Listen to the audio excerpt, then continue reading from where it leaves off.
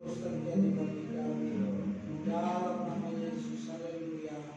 Amin. Ya, silakan duduk. Silakan duduk. Gimana kalau sampai diri sebenarnya tidak? Tapi dia boleh merasakan hadirat Allah, jangan nari-nari. Satu gerakan yang luar biasa terjadi itu karena kuasa Roh Kudus. Saudara, di mana kalau pada hari Jumat kita boleh bersama-sama merayakan tentang kematian Tuhan? Saya kemarin keluar mata. Puji Tuhan. Jadi kita umumkan dalam ayat itu berkata, kalau kami boleh memberitakan salib Kristus, itu bagi dunia dan menjadi suatu kehinaan. Tapi bagi kita, baik orang Yahudi maupun orang Yunani, yang juga jauh daripada Timur Tengah, tapi karena kasih anugerah Allah bahwa berita tentang salib, itu yang menghibur kita, yang menguatkan kita. Kenapa? Sebab memang di dalam pemberitaan terdalam tentang sejarah penyaliban itu, kita melihat bahwa dia rela. Dia tidak tersenyum. Saudara, kenapa? Sudah sering kali saya katakan bahwa kami di sini punya remaja kaum muda itu kurang lebih hampir 80-100 kadang-kadang tidak ada atas sudah ada diisi. Waktu mereka mau persiapan Paskah, lalu tiba-tiba saya dengar lagu, dia tersenyum waktu disalib. Saya nggak tahu dia lagu dari mana. Saya stop. Saya bilang stop. Jangan dinyanyi. Memang dia rela. Sampai membawa dia kepada kayu salib. Sampai dia dikasih duri yang beracun. Waktu Petrus bilang, Tuhan ya Tuhan, satu untuk kau, satu untuk saya. Kemungkinan besar saya berpikir Petrus adalah salah satu tentara Romawi. Kenapa? Kalau dia bukan tentara Romawi, dia tentu melanggar pasal Kaisar, sebab dia bawa pedang dan dia berani sampai membesar dengan Romawi. Ternyata tidak diproses. Jadi kemungkinan dia juga besar. Sehingga waktu Yesus berkata, sarungkan pedangmu. Apa kau sangka aku tidak bisa meminta pada Bapa 12 masuk masjid? Kuasa Tuhan, perkataan Tuhan itu berkuasa. Di mana perkataan itu dunia diciptakan dengan perkataan. Binatang-binatang, lautan, daratan, pulau-pulau dan gunung dijadikan dengan ucapan. Bahkan juga dengan suaranya, danau yang ganas disuruh berhenti. Bahkan juga dengan suaranya, Lazarus yang sudah memuji Allah di Taman Firdaus, kemudian Nain yang sudah diasingkan di tempat pengasihan. Sebab memang Alkitab menyatakan itu ada 2 tempat pengasihan. Orang yang percaya sudah di Firdaus, orang yang pengasihan dia ada dan dia tidak ada hubungannya dengan dunia luar. Waktu itu bila pada anak muda bangkit, dia bisa dengar. Bahkan Lazarus yang sudah memuji Allah di Taman Firdaus juga bisa dengar. Dia kembali. Bahkan ucapannya juga bisa menjadi benda padat.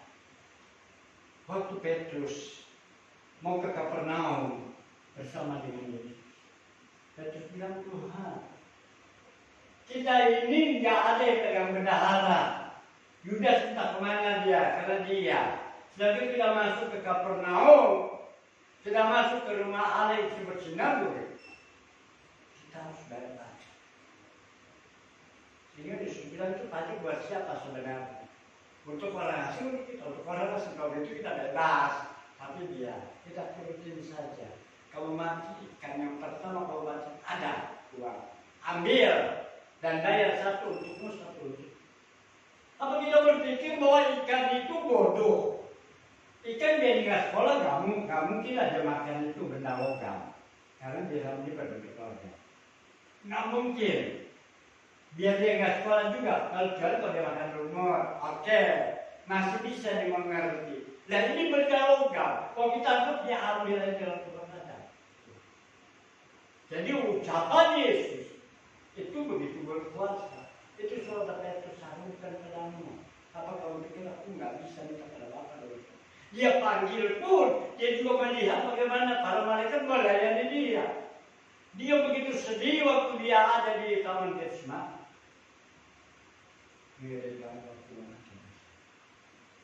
Dia menangis. Dia ingin supaya ditolak. Sebab banyak ada yang ada dalam perjalanan tahun yang penuh dengan segala kekotoran, kenajis. Tapi waktu kali yang pertama Tuhan matikan. Kali yang kedua juga Bapak nggak jawab. Sehingga dia bilang, ya Bapak biarlah kehendakmu saja yang jadi. Waktu dia bilang begitu. Inilah kerelaan Yesus yang membawa dia kepada penghakam. Saat dia datang, saat sudah boleh diserahkan pada Pilatus, meskipun Pilatus ditekan dalam penekanan, kata orang banyak, kalau engkau melarang, maka berarti engkau melanggar Kaisar. Sedangkan hukum Kaisar nggak ada untuk membunuh, untuk menghukum, tapi dengan alasan begitu. Sehingga akhirnya Pilatus juga dapat surat dari istrinya. Jangan kau apa-apakan juga. Aku sangat tersusah pada malam. Sehingga dia berlangsung kesusahan. Saat itu tidak ada WA, apa dulu ketemu. Tetapi justru itu menjadi satu kesaksian bagi para yang ada, para pejabat yang ada di istana Pilatus. Membuktikan bahwa Pilatus ini sudah cuci tangan apabila dia diaduk kepada Kaisar. Dia sudah menang sebab dia tidak mau terlibat. Dan waktu Yesus diserang, bukan dengan disini dirangkul. Woi, siapapun mereka dirangkul. Bahkan bila perlu itu berapa fotografer sudah boleh siap dengan standby mukanya, menang dia.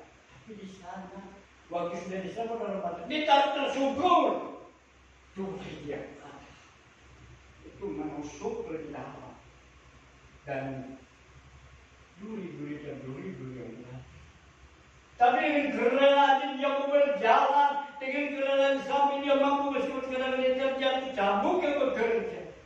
Cambuk yang dipergunakan bukan cambuk seperti kuda rumput, seperti pemain reok peneronggo, hanya terbuat daripada tali ujung pada cambuk itu ada semacam yang namanya tembaga ditekuk seperti tali. Itulah yang membuat yang kemudian menjadi bilur, rasa dipecut boleh daging tercecer. Dan itu dengan iman kita selalu mengadakan perjuangan kudus, bukan bayangan. Kalau itu bayangan, perjuangan kudus itu bayangan, bukan. Kalau bayangan itu adalah kaki dia yang lalu malah itu adalah kaki dia yang bayangan.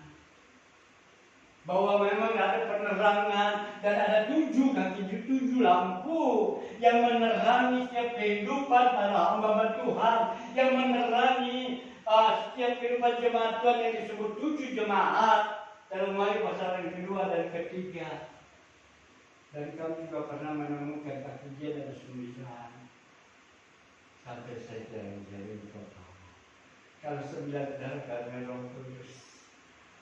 Saudara itu sebabnya ini bukanlah bayangan, tetapi memang dengan iman kita bisa terima itu perjamuan kudus. Bayangan ada kemah dalam waktu cerai terbelah di dua, ada kemah ada tabut suci dengan 4 hidung. Di situ ada tongkat yang berbunyi. Di situ ada 2 roh hukum, 10 hukum yang ditulis oleh manusia. Dan juga ada mana. Saya nggak tahu kalau sekarang ada di mana. Kalau pada dedikasi itu sudah lama. Nggak tahu sudah itu di mana. Tapi saya lebih yakin dan percaya mana masih tetap ada.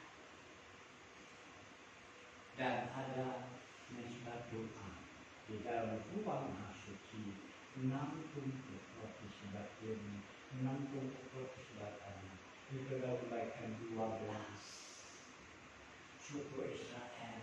Bayangan keseluruhan adalah 66 buku sebabnya salah satu gereja yang dulu ada sambungannya antara Maliaki sampai Matius sekarang sudah dihilangkan sama dengan Alkitab kita terbitan lain.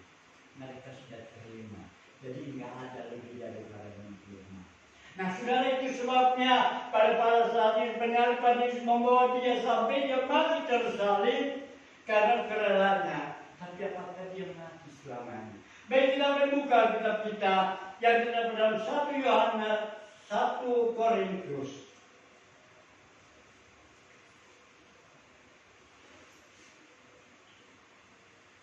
1 Korintus pasal 15 ayat yang ke-53 sampai yang ke-56. Baik, kita akan membaca bersama-sama. Kami mengundang sidang Jumat membaca bersama-sama. Dimulai ayat yang ke-53 sampai ke-56. Kita membaca bersama-sama. Kita sudah dapat. Oke, 3, 2, 1. Karena yang dapat binasa ini harus mengenakan yang tidak dapat binasa, dan yang dapat mati harus mengenakan yang tidak dapat mati, dan sesudah yang dapat binasa ini mengenakan yang tidak dapat binasa, dan yang dapat mati ini mengenakan yang tidak dapat mati, maka akan genaplah firman Tuhan yang tertulis, mauklah ditelan dalam kemenangan. Hai maut, di manakah kemenanganmu? Hai maut, di manakah sengatmu? Serangan maut ialah dosa, dan kuasa dosa ialah hukum Taurat. Terima kasih, silakan duduk. Saudara, kadang-kadang orang mempersoalkan, kenapa sih ini surat Rasul Paulus selalu ditulis? Dan Rasul Paulus dia tidak merasakan waktu Yesus hidup di muka bumi. Dia tidak merasakan bagaimana Tuhan Yesus memberkati orang banyak. Dia tidak merasakan bagaimana Yesus ada di waktu dia berjalan. Tetapi dengan pelayanan Tuhan pada dia, di dalam pengajarannya, dia begitu meyakini.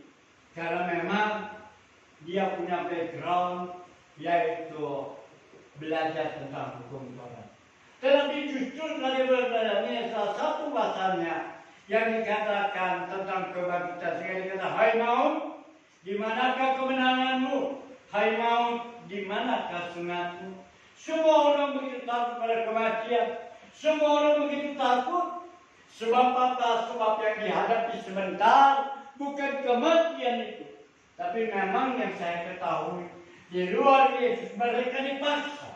Di luar Yesus mereka mau tidak mau, mereka dipaksa. Beda dengan orang yang percaya Tuhan. Sangat beda sekali. Salah satu jemaat kami yang ada di kampung Manggawi, di mana waktu dia mau terima Yesus, dia mulai dimarahi dengan saudara-saudaranya. Kamu nanti kalau mati nggak itu dimakan. Nanti kalau kamu mati itu kamu makannya kembang, nggak ada kirimin rumah. Akhirnya dia diberikan penglihatan. Dia dibawa ke surga, dan dalam perjalanan dia melihat neraka.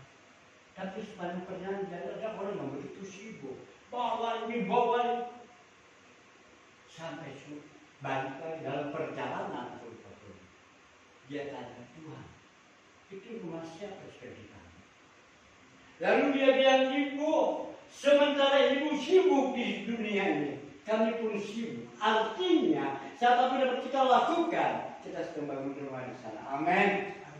Itu sebabnya waktu dia mau tutup mata, cucunya suruh dia air, dia nurut aja, nih Pak minum, dia nggak ada orang. Tapi ibu ini bilang, boleh nggak saya mandi dulu? Silakan.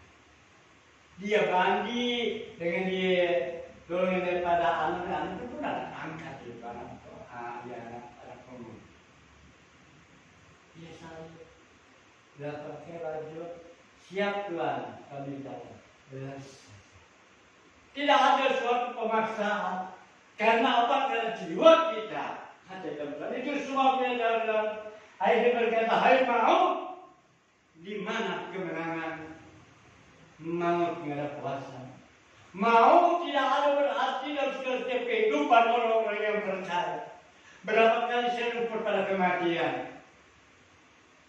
Saat mungkin saya jatuh ada di belakang 2 kali saja di samping dalam keadaan terkencang. Pertama tahun 76 waktu kami mau bekerja ke jalan Priwe.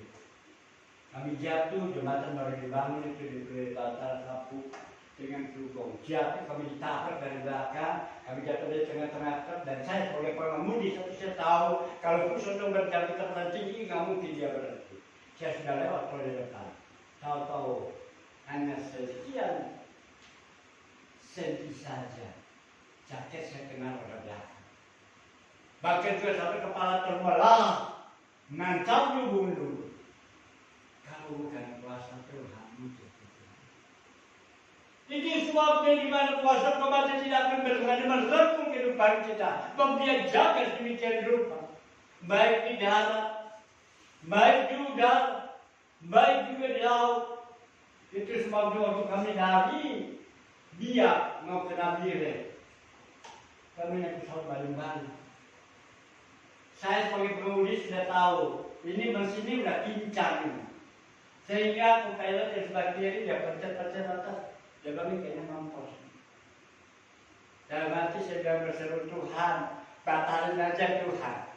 Dan kalau dibatalkan, karena kami mau survei, kami sudah dijamin.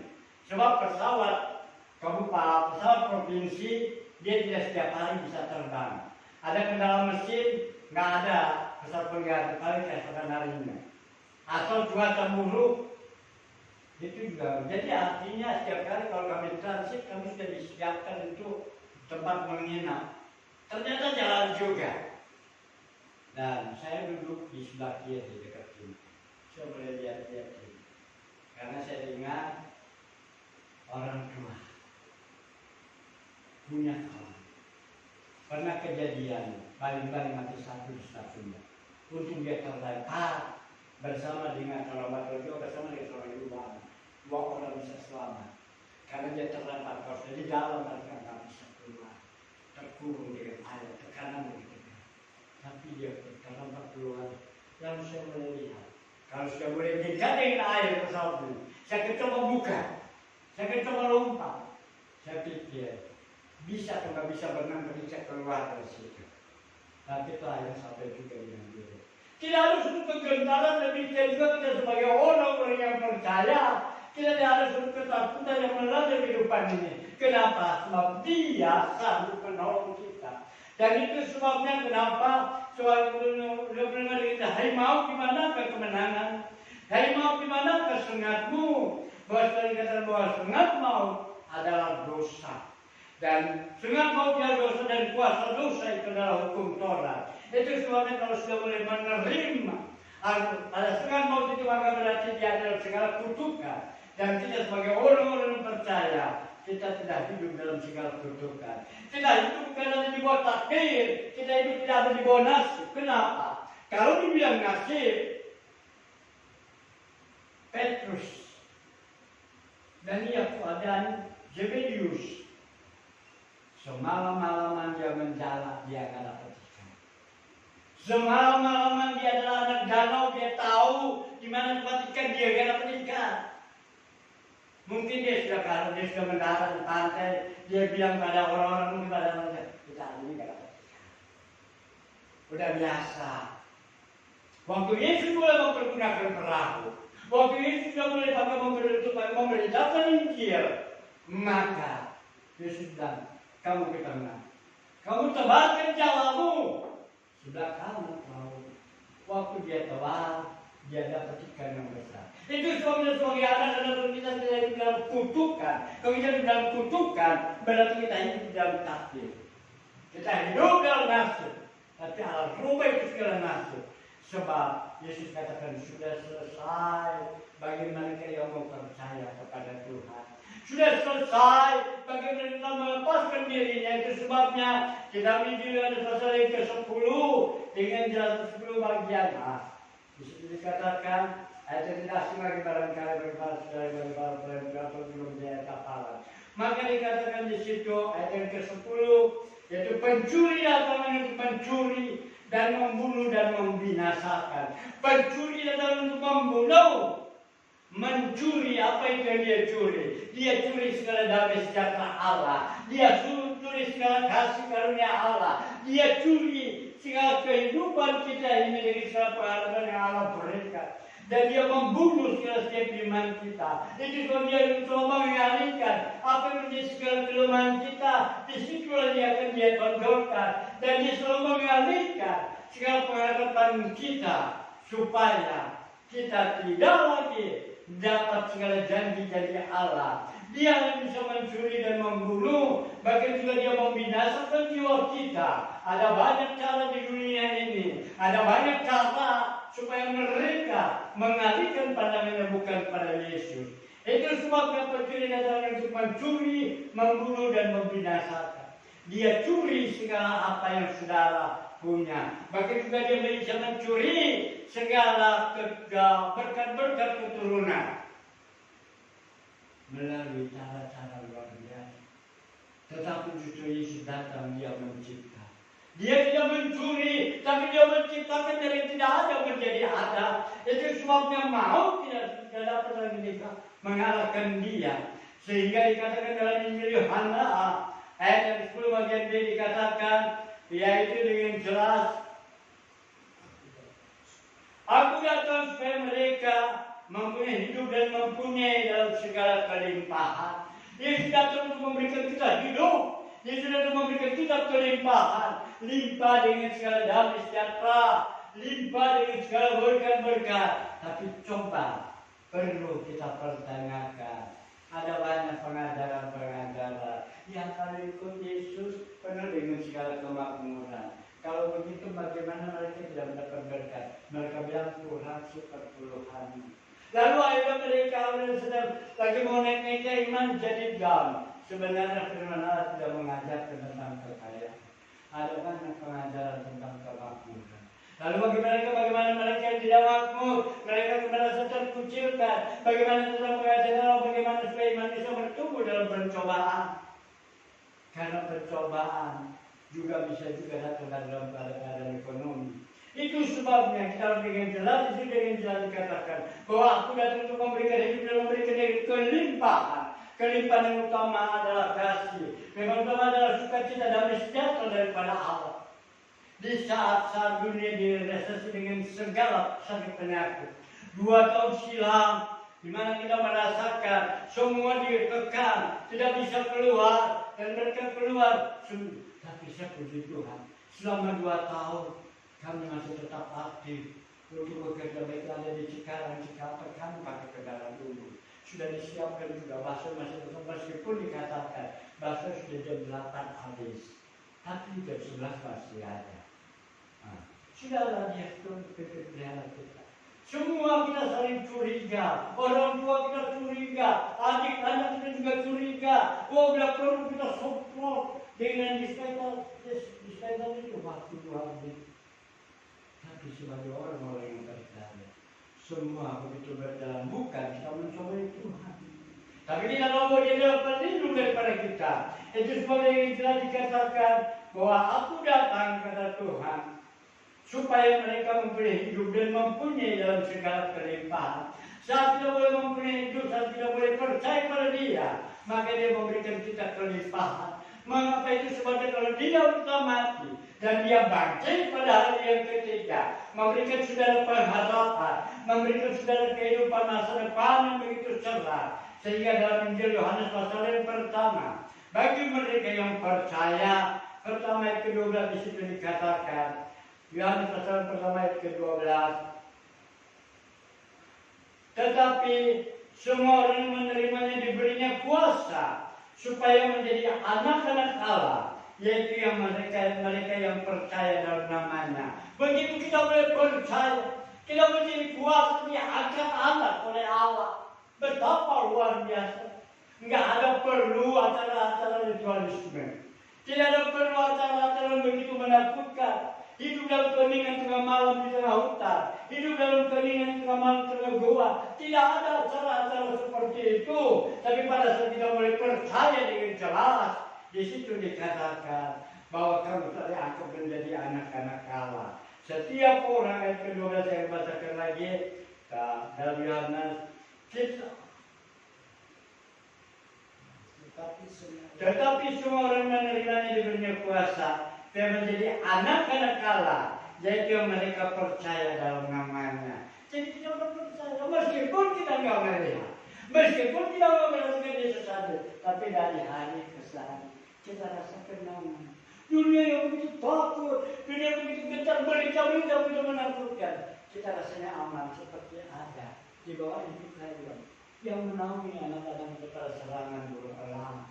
Demikian dalam kehidupan kita. Itu sebabnya di saat kita boleh merasa dilindungi, di saat kita boleh merasakan segala kasih kuasa Allah, segala perlindungan daripada Allah. Kita membaca bagaimana pesan daripada Rasul Paulus kepada sedang jemaat yang di dalam Roma. Roma pasal yang ke-6 ayat yang ketiga saya akan bacakan untuk saudara. Roma pasal 6 ayat yang ketiga sampai ayat yang kelima. Roma pasal 6 ketiga sampai kelima dikatakan. Atau tidak tahukah kamu bahwa kita semua telah dibaptis dalam Kristus, telah dibaptis dalam kematiannya, dengan demikian kita telah dikuburkan bersama-sama dengan Dia oleh baptisan dalam kematian, supaya sama seperti Kristus telah dibangkitkan dari antara orang mati oleh kemuliaan Bapa, demikian juga kita akan hidup dalam hidup yang baru. Sebab jika kita telah menjadi satu dengan apa yang sama dengan kematiannya, kita juga menjadi satu dengan apa yang sama dengan kebangkitannya. Terakhir, karena kita tahu bahwa manusia lama kita telah turun disalibkan, supaya tubuh dosa kita hilang kuasanya, agar jangan kita menghambakan diri lagi kepada dosa. Jadi setelah kita rasakan kasih, ada banyak penawaran-penawaran yang menggiurkan. Oh, ada banyak tawaran-tawaran yang menggiurkan. Kita punya Facebook di Sanudra, sudah sampai ke Jerman, sudah sampai ke Amerika, belum lagi Singapura, Malaysia, sebagai terjemahan kami di sini. Ada penawaran, sampai ada seorang kalau mereka lihat saya buka-buka trading, sehingga dia bilang, Pak, saya mau kirim dengan Bapak sekian juta. Apa boleh pasal Pak? Apa boleh masuk trading lagi? Untuk kami nggak usah ada masalah. Cukup Bapak kasih saya 150.000. Saya lagi pikirin begitu terima jangan. Daripada saya nanti dipersulit, jangan nanti saya akan menjadi rantai yang begitu luas, bukan jadi rantai yang kecil. Sekarang dia kata saya dengan rantai yang kecil dalam. Siapa tahu nanti rantai bisa menjadi besar. Masuklah kita dalam dunia lama.